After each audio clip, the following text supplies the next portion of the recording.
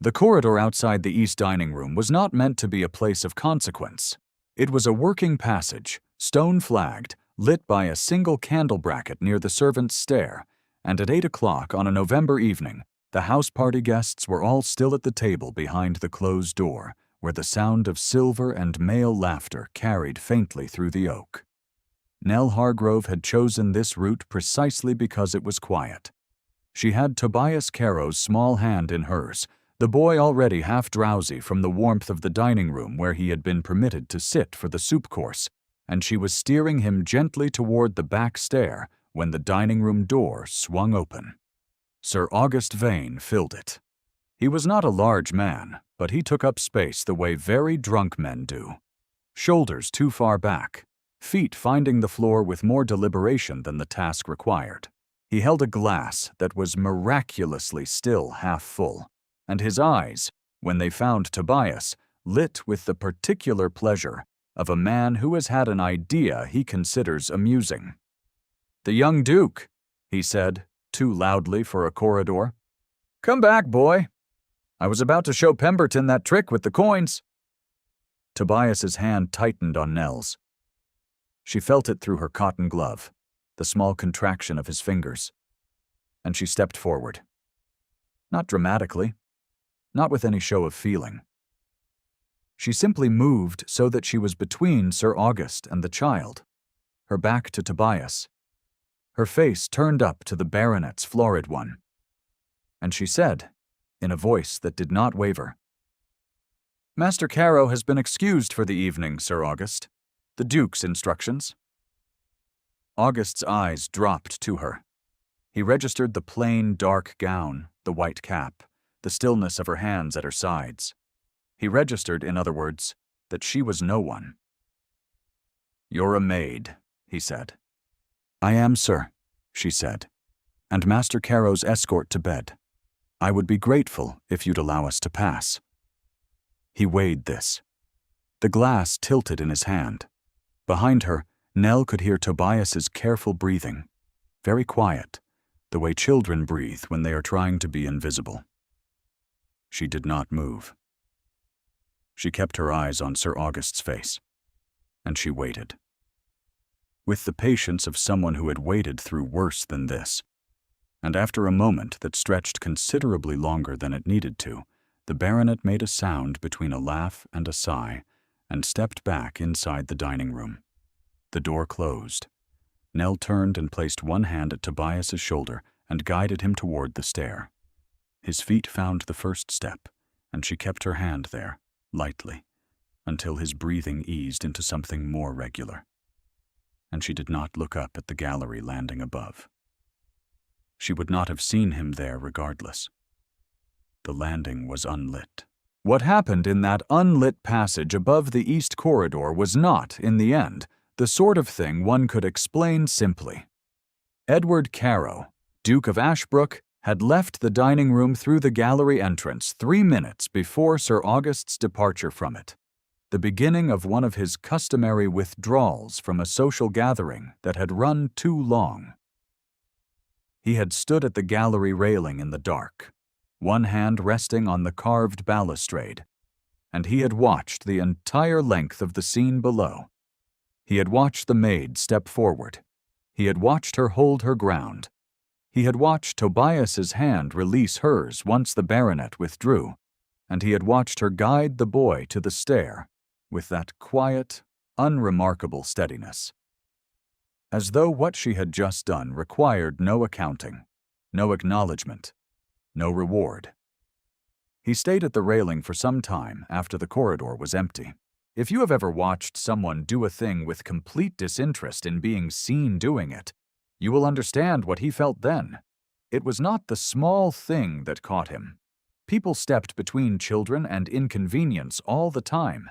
It was the cost of her stillness, the perfect economy of it, the way she had neither appealed to his authority nor abandoned the boy to the baronet's amusement, but had simply placed herself, a woman of no standing, between the two, and made the calculus of the situation clear. She had known August might have rounded on her. She had known it would not matter, that she had no recourse, that her word against a baronet's was no word at all. She had done it anyway. Edward's hand was cold on the balustrade. He did not move for a long time. He should explain, for clarity's sake, what sort of house Ashbrook had become in the 3 years since Helen died. It was a house that ran well. His people were paid on time and treated fairly, and the tenants' drains were attended to before the park was replanted. He was a good steward in the way that men who have learned stewardship as a penance are often good stewards, thorough and precise, and with no patience for waste. What the house was not, in those 3 years, was warm. The fires were lit. The warmth in them was another matter. Tobias had his schoolroom and his nurse and his small carved wooden horse on the windowsill, and Edward provided these things with the regularity of a man who understood his obligations. What he could not seem to provide was the easier thing, the willingness to sit beside a 10-year-old boy after supper and ask him what he was reading.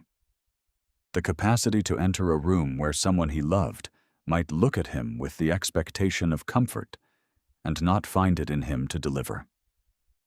Helen had looked at him that way in the last year. Not reproachfully. That was the part that had been hardest to bear, simply with a kind of patient recognition, as though she had located the precise limit of what he could give and had made her peace with it, and he had watched her make that peace from the opposite side of the room and had not crossed it, and she had died on a Tuesday in March, without him having crossed it once. Nell Hargrove had come to Ashbrook Hall 6 months after that. She had arrived on the carrier's cart from the village because the housekeeper, Mrs. Ruth Callow, had taken her on as a second maid, and she had walked the half-mile from the road through a October frost with her box on her back and her references folded inside her coat. Her father had been a village schoolmaster in Hertfordshire who had died of a chest complaint and left her his books and no money, and a facility with letters that was entirely useless in the position she was about to occupy. Mrs. Callow had seen through the plainness of her references immediately. "You read Latin," she had said, not as a question. "Some," Nell had said. "My father kept the schoolroom attached to the house. I was often in it." "We have a boy," Mrs. Callow had said.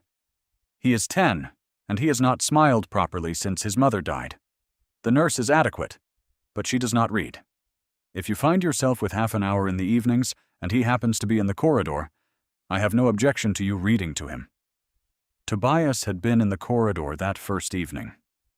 He had looked at Nell with his father's dark eyes and his mother's fine cheekbones, and she had held up the first book that came to hand, which was a natural history of British moths. And he had said, "That one," with the first evidence of preference he had shown in weeks, and she had sat on the floor of the corridor outside the nursery and read to him for 40 minutes while he leaned against the wall beside her, and the nurse pretended not to see. She remembered the particular quality of the silence in that corridor, the way the boy had listened, not fidgeting, not asking questions, simply letting the words settle over him the way children who have been reading alone settle into the presence of another voice. She had read about hawk moth larvae and the peculiarities of the painted lady's migration, and she had kept her voice low and steady, and when she looked at the end of the passage, the boy had been asleep against the wall with his knees pulled up and his hands loose in his lap, and she had sat a few minutes longer before the nurse finally appeared and carried him in. She had straightened the small carved wooden horse on the nursery windowsill on her way out. She did not know why she had noticed it.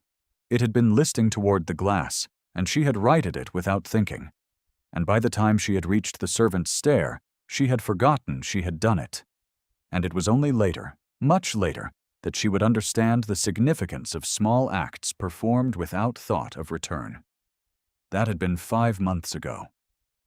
In those 5 months, Nell had learned the rhythms of Tobias's silences, and the particular quality of his smiles, and which mornings his breakfast sat untouched because he had been dreaming about his mother, and which mornings he came down with a book already open in his hand.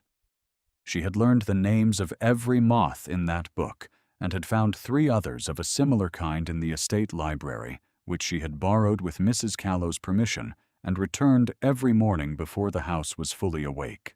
She had learned that Tobias remembered things he was read with an accuracy that suggested he was listening far more closely than his composure implied, and she had learned that he did not speak of his mother except once in November, when he had said, very simply, that his mother had also liked moths.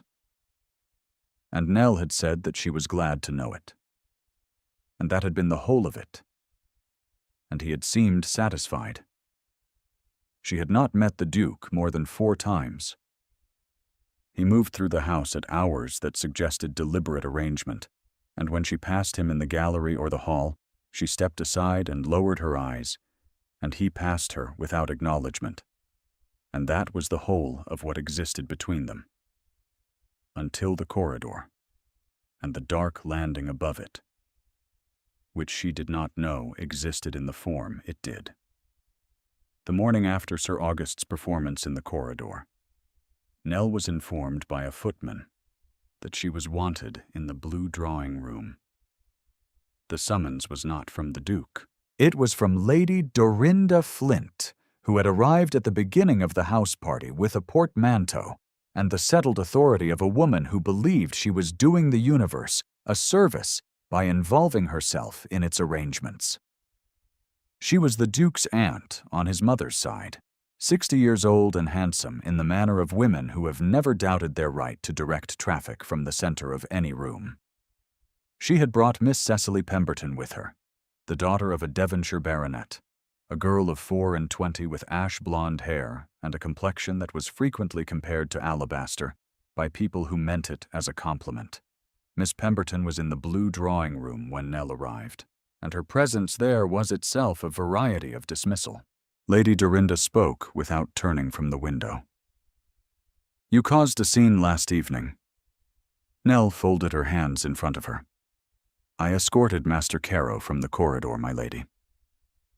"You rebuked Sir August Vane in the corridor of my nephew's house." Dorinda turned now. Her eyes moved over Nell with the thoroughness of an inventory. "He is not amused. He told me this morning that he was accosted by a household servant. He had hold of Master Carow's arm, my lady.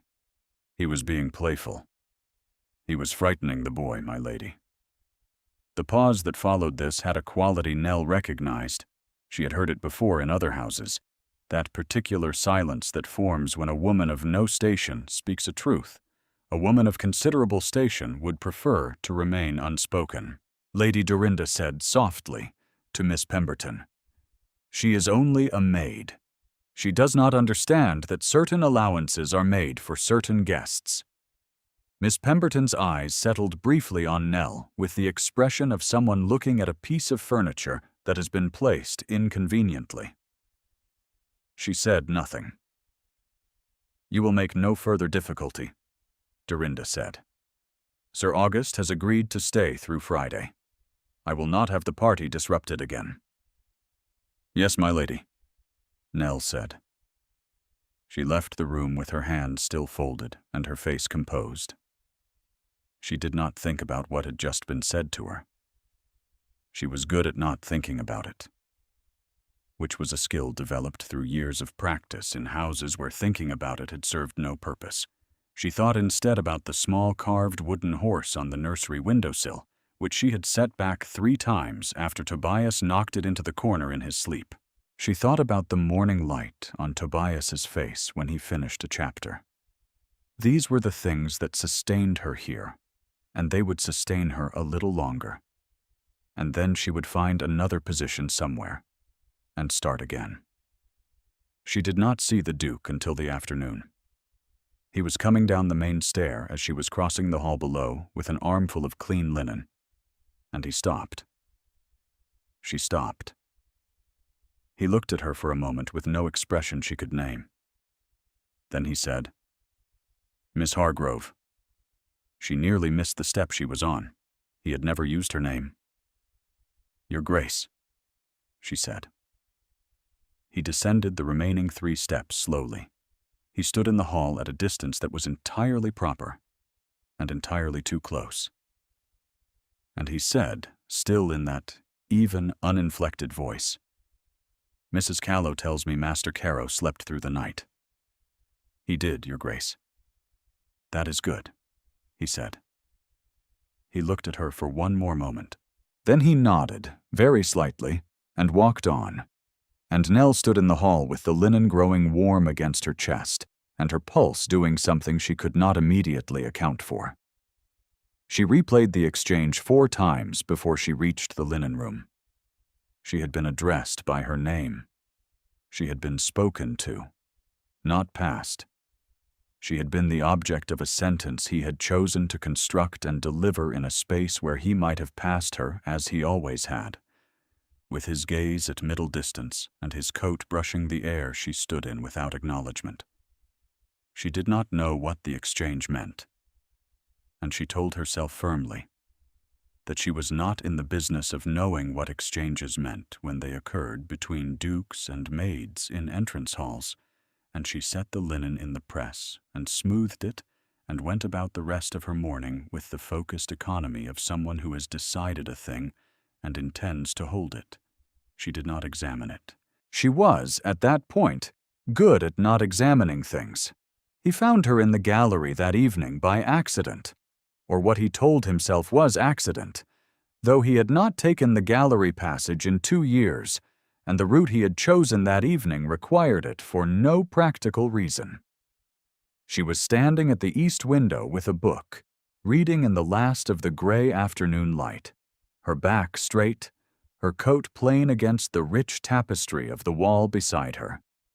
And she looked up when he entered. The portrait of Helen was at the far end of the gallery. He had not looked at it. He had looked at Nell's face, which bore the expression of someone caught doing nothing wrong, and uncertain whether they were about to be corrected for it anyway. "The light here is better than the corridor," she said, as though offering the fact in evidence. "It is," he said. He did not leave. He walked toward her, not toward Helen's portrait, and he stopped at the window beside her and looked out at the gravel walk below, where the last of November's light was going gold and gray at the tree line. He was aware, with a precision he had not felt in a long time, of exactly how far away from her he was, of the warmth her body produced in the cold air of the gallery, of the book in her hands, which she had lowered but not closed. "Vane will leave Friday," he said. "Yes, Your Grace." "You should have sent for me." She was quiet for a moment. Then she said, "There was not time, Your Grace, and the matter was handled." He turned his head and looked at her profile. She was still watching the window. Her jaw was fine and precise, and there was something in the set of her mouth that reminded him, sharply, of someone who had made a decision and intended to hold it. "Helen," he said, and stopped. He had not intended to say the name. He had not said it to anyone except Tobias, once, 8 months ago, and that had been a failure of composure he had regretted.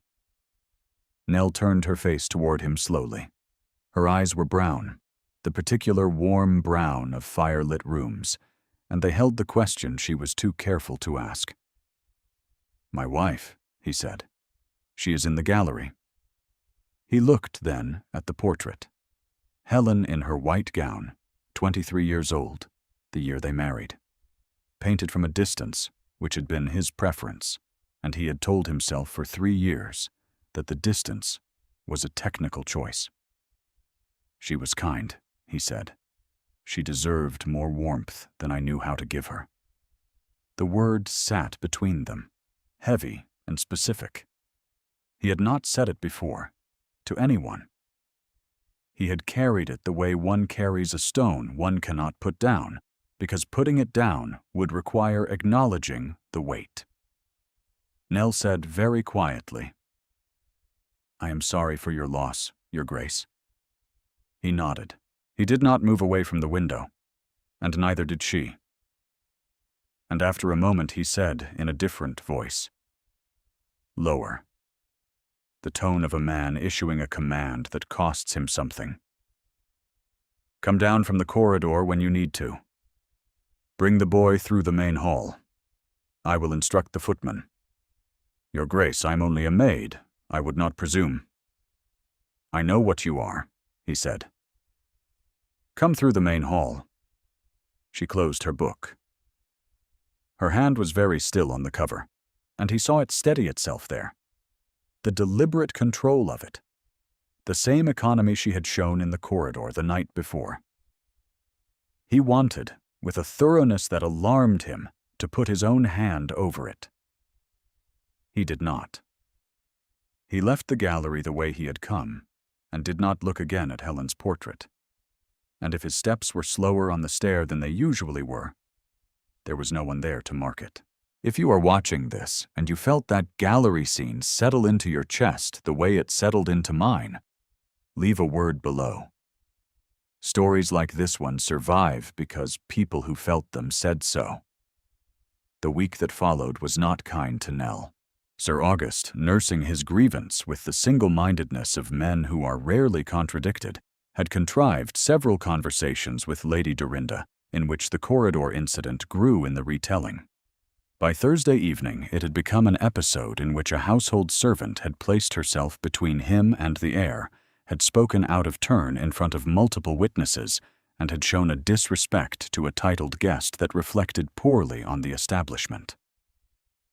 The fact that there had been no witnesses beyond the boy and the empty corridor did not trouble him. Versions of events did not require witnesses in a house where one had a baron's granddaughter as one's social superior.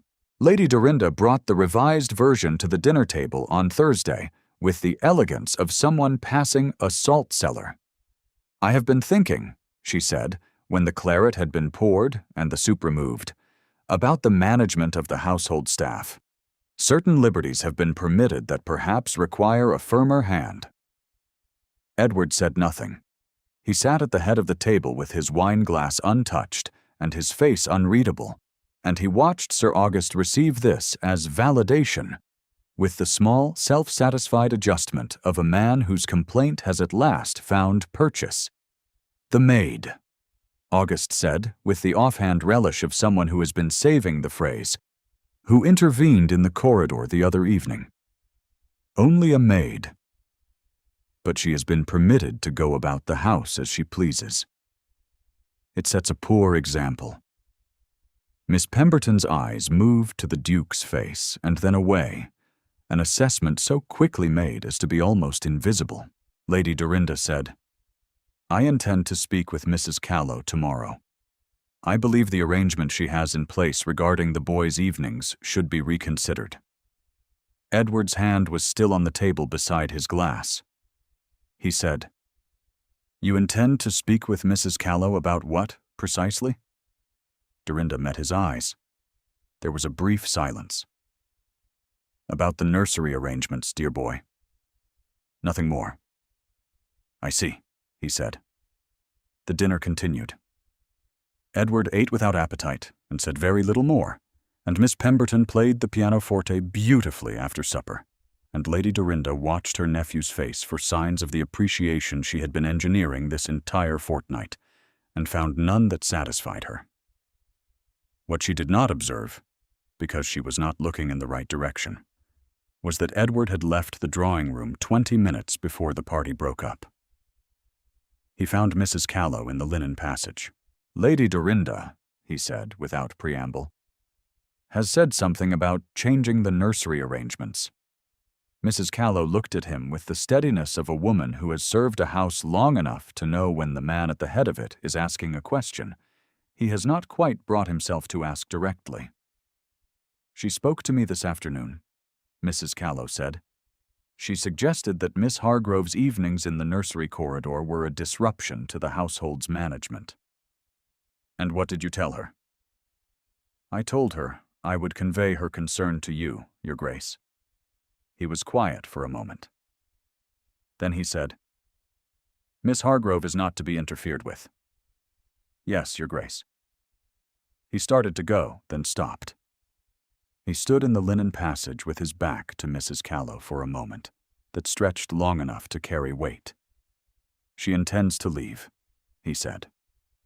It was not quite a question. Mrs. Callow considered. I believe she does not wish to make difficulty for the household, Your Grace. She said as much to me this morning." She paused. She said she had heard what was being said below stairs, that it was not her place to be spoken of in the way she was being spoken of, that for everyone's peace she thought it best. He did not turn around. His voice, when he spoke, was very level. What were they saying below stairs? Mrs. Callow told him. What she had been told, passed from Dorinda's lady's maid to the kitchen maid to the underfootman, was the simple formulation that Lady Dorinda had used again to the Pemberton girl that afternoon, in what she had believed was a private exchange, that there was no cause for concern about any maid's attachment to the household's master, since he would hardly concern himself with what was only a maid, and the matter of his remarriage was nearly settled in any case. The linen passage was very still. "Good night, Mrs. Callow," Edward said, and walked on. He did not sleep well. He lay in the dark in his room and looked at the ceiling.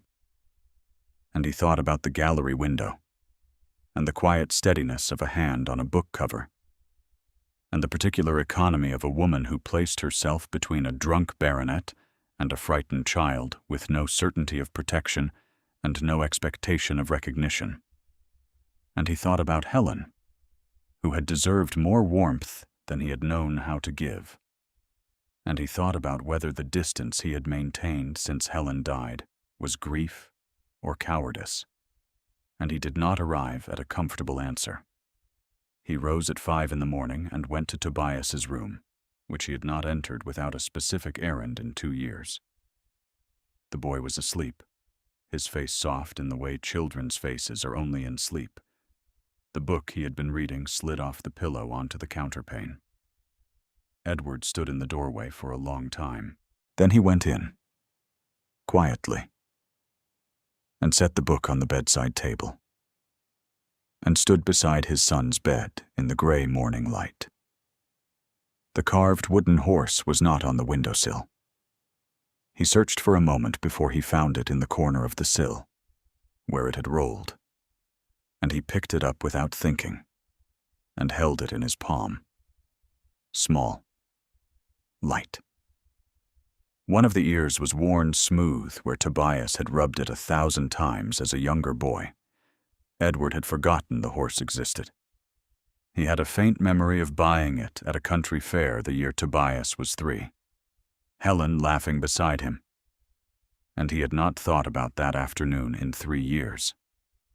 He set it back on the sill, carefully, in the center. He was in the nursery corridor when he heard it. The sound was so soft he nearly dismissed it. A cough from behind the closed door at the end of the passage, which was Tobias's room. He had left Tobias's room 3 minutes ago. He went back. He opened the door. Tobias was awake now, and hot, and in the chair beside the bed sat Nell Hargrove, still in her day dress, a damp cloth in her hand, with the particular alert stillness of someone who has been there for hours and is not tired of it yet. On the small table beside her, a candle burned low.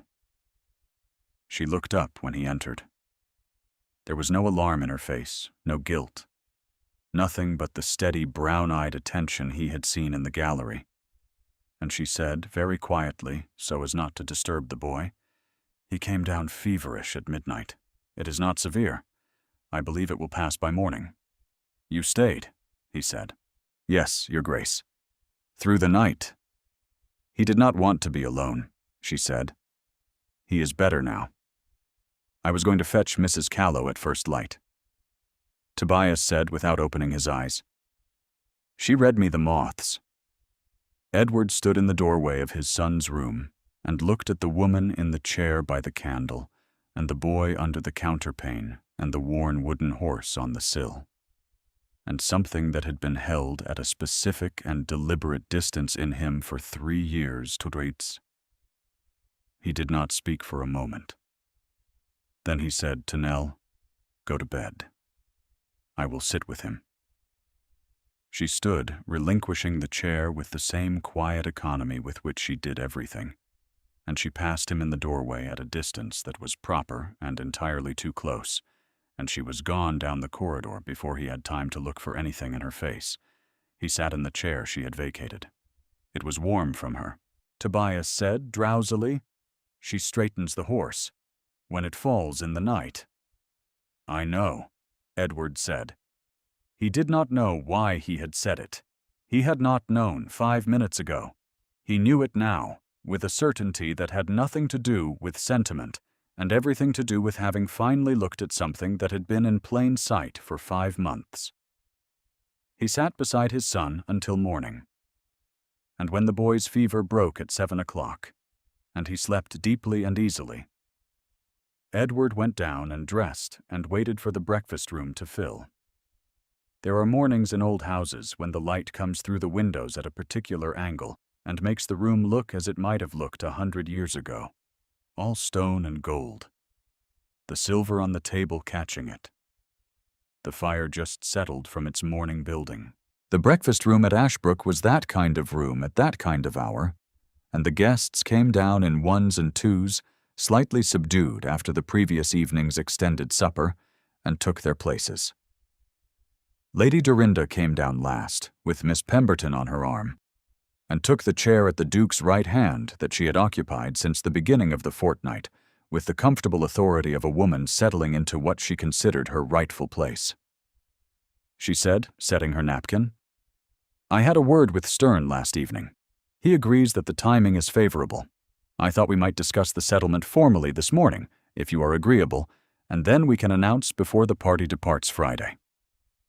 She did not look at him as she said this. She was looking at her plate. "Miss Pemberton is amenable to a short engagement. I have already consulted her father." Edward said nothing. He was looking at the door. Sir August Vane said across the table, in the tone of a man assisting events toward their rightful conclusion, "And we can put the business of the other night behind us, eh? No harm done. The maid can be given a character and placed elsewhere." There was a pleasant murmur of agreement from 2 of the other guests. The door opened.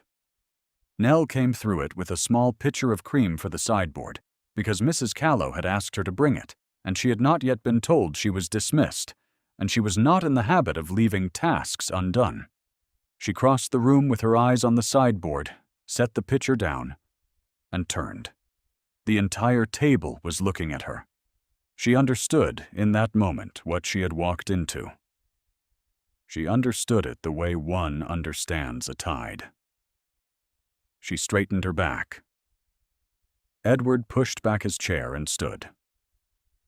The room went quiet with the particular quality of a room that has been expecting one thing and has received another.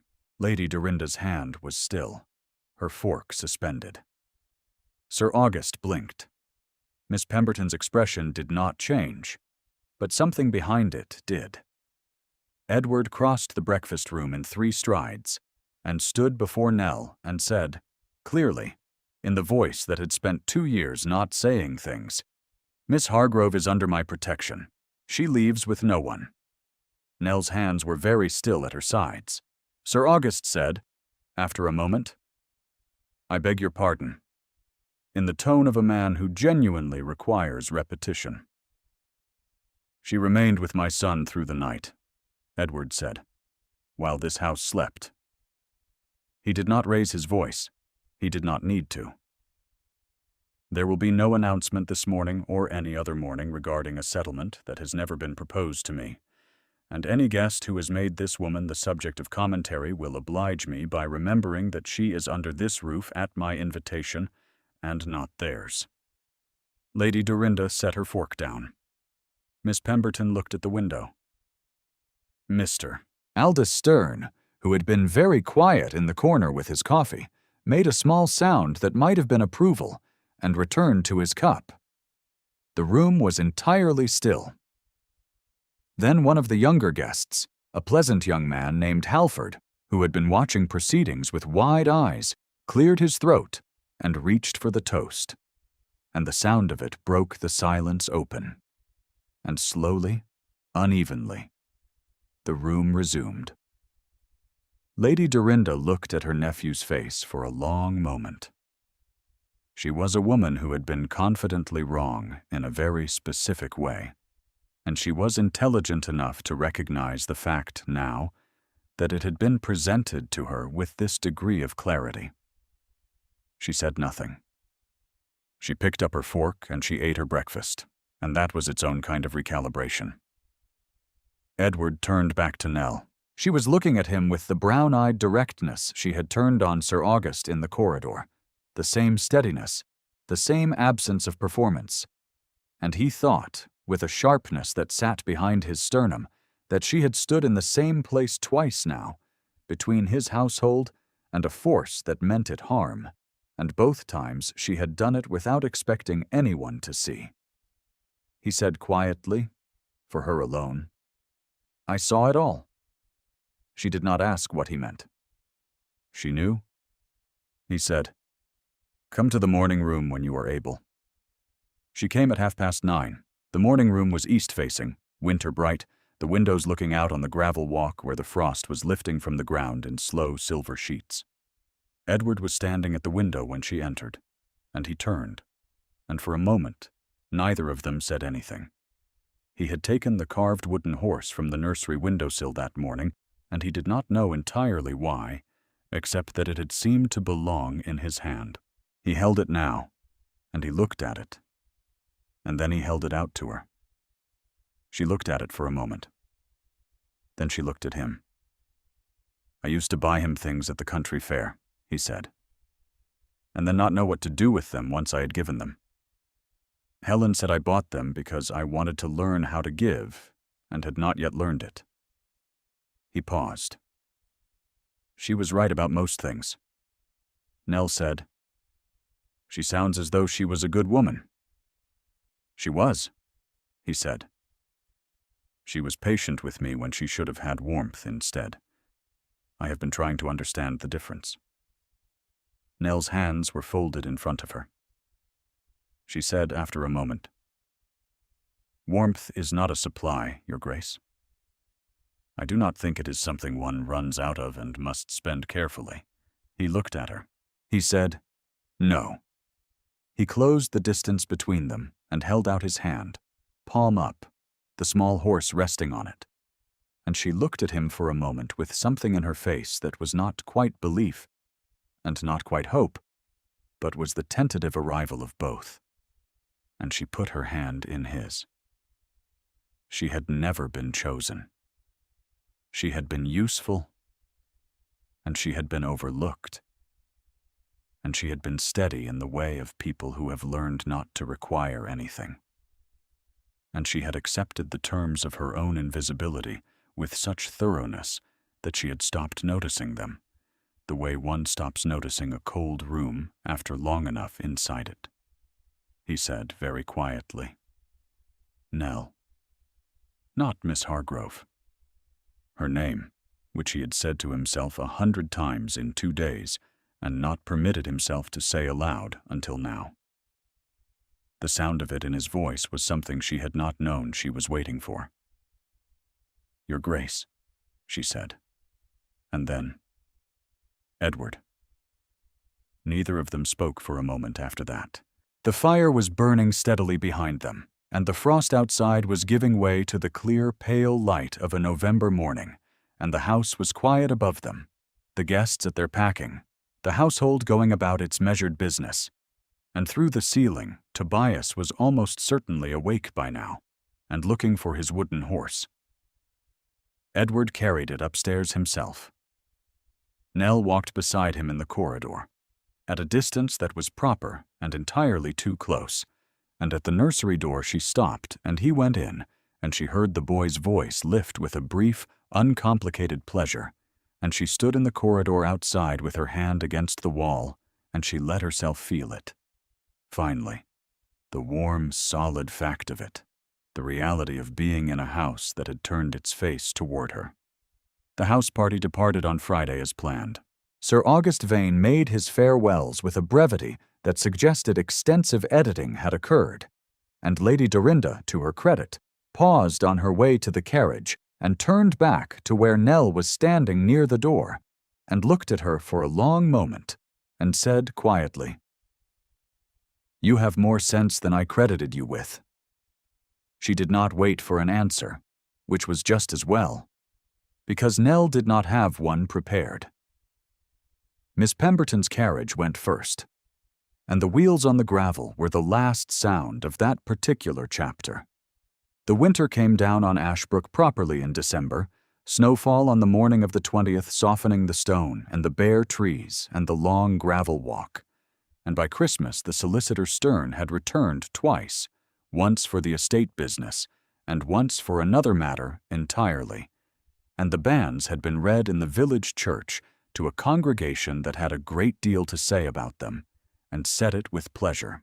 On a Tuesday evening in January, Tobias Caro sat in the window seat of the morning room with his natural history of moths, and the wooden horse propped against his knee, and the snow outside fell without hurry, and in the room behind him the fire was built high, and the candles were lit, and his father sat beside the woman who was soon to be the new mistress of Ashbrook Hall, her hand in his, her face turned toward the window and the snow, and the house was warm in the manner that had nothing to do with fires. If you stayed until the end of this story, I am glad you were here for it. Leave a word below if Nell's quiet courage found its way to you.